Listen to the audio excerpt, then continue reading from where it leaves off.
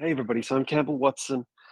I'm at IBM Research in New York, and I help lead a climate and sustainability research team. And a chunk of our research is focused on Earth observation data.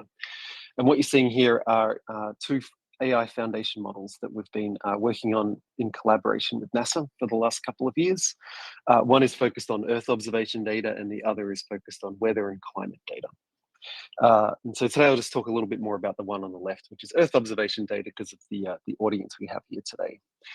Um, so IBM Research, we have labs around the globe. I think there's 8 of them: Tokyo, Kenya, South Africa, UK, Switzerland, etc.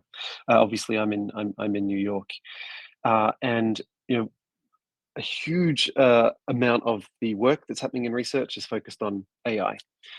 With a sizable amount of that looking at large language models and related technologies. And so what we do is we work very closely with our colleagues who are in that field, think about how does that translate to working with geospatial information? How is it useful? And so that this is where we started the collaboration with NASA in 2023, taking at scale masked image modeling, in essence, just like the way one trains a large language model is by blanking out words or having the model to try and guess the following few words. We do that with Earth observation data, mask out pixels, sections of pixels, spectral bands, and then have an AI model try to recreate them, and through that learn something about the information, and ideally something about the physics of the underlying system. So some of you maybe know about these foundation models that we've released. We actually just 2 days ago open sourced version 2 of our Prithvi Earth observation model. So it's available on Hugging Face now. The link is there, and also the QR code should work. It's trained on a huge amount of harmonized Landsat Sentinel-2 data that NASA generate. And so this is 30-meter resolution optical multispectral data that has a global coverage of around 2 to 3 days. If you jump to the next slide, please. Oh, I can do it. I see. Great. There's information here. There's GitHub. There's notebooks and so forth for actually starting to use the model. One of the really interesting things that we found through the extensive benchmarking we've done with this new foundation model is that even though it's trained on 30-meter resolution data, it performs really well on much higher resolution data, down to 10 centimeter and 50 centimeter tasks.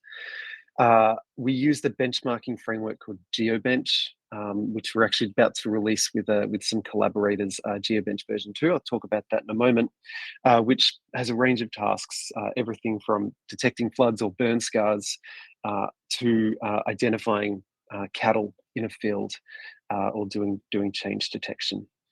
The new model that we built, the overall performance across, I think, 17 different tasks, it outperforms all the other foundation models on average that are currently available, including version 1, and it outperforms version 1 considerably. There's a few reasons for this. One is that this time we explicitly include temporal and location embeddings in the model. So when you feed in some information to it, the model has an awareness of at what, say, in what season it's occurring, and where on the globe it's also happening.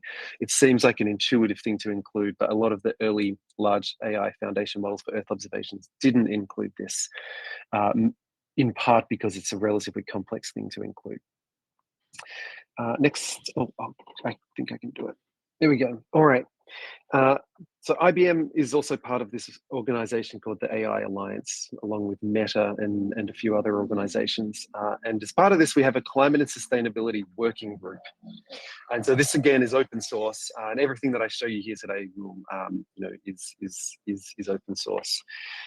And one of the pieces, one of the things that we're working on is called GeoBench, and so it's a benchmarking suite for Earth observation foundation models.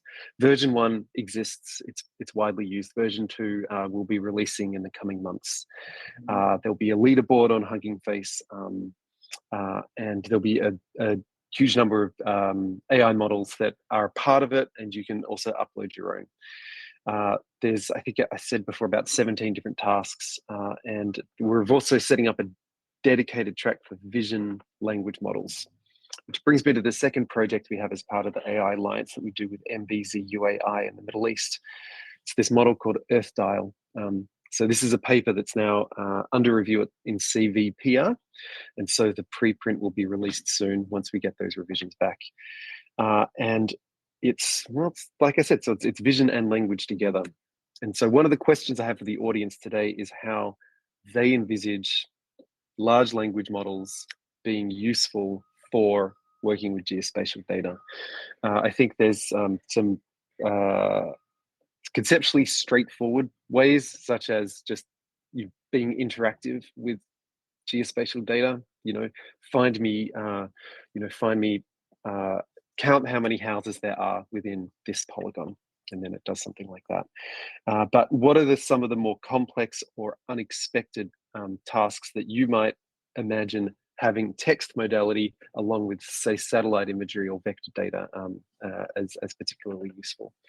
I think that we are continually learning from the very fast-paced large language model research world about what features, what we can actually do with vision-based models like we have for Earth observations. So it's a pretty exciting time, and 2025 will bring about a lot of change. And I think all the other presenters before me have said, it's going to be there's a bit of a race on, and I think it's a good race because everything is pretty open at the moment. If I jump to the next slide here, I just want to give a quick shout out to we build. Based on these foundation models we've built with NASA, we've also been building kind of more enterprise-focused foundation models and application-specific models. These are all under Apache 2.0, so freely available for commercial and research use. The link is there. They're called IBM Granite, and these are just some of the models that we've released as part of that. So you're free to use them as notebooks and stuff to get started with them. And finally, this is a piece of technology we've been building called the Geospatial Studio. So we build these large foundation models. They're complex to build, and the promise of them is that you invest all these GPUs and data processing upfront, so that you can then quickly customize the foundation model to a given task. So I mentioned before, we have this Earth observation foundation model called Prithvi. We can then adapt it quickly to tackle 17 different tasks using data at very different resolutions. You still need a relatively in-depth understanding of AI models, for example, being a machine learning engineer, to do that. It's not that straightforward a task. And so we're building the Geospatial Studio to try and simplify this process of building geospatial AI models, especially from foundation models.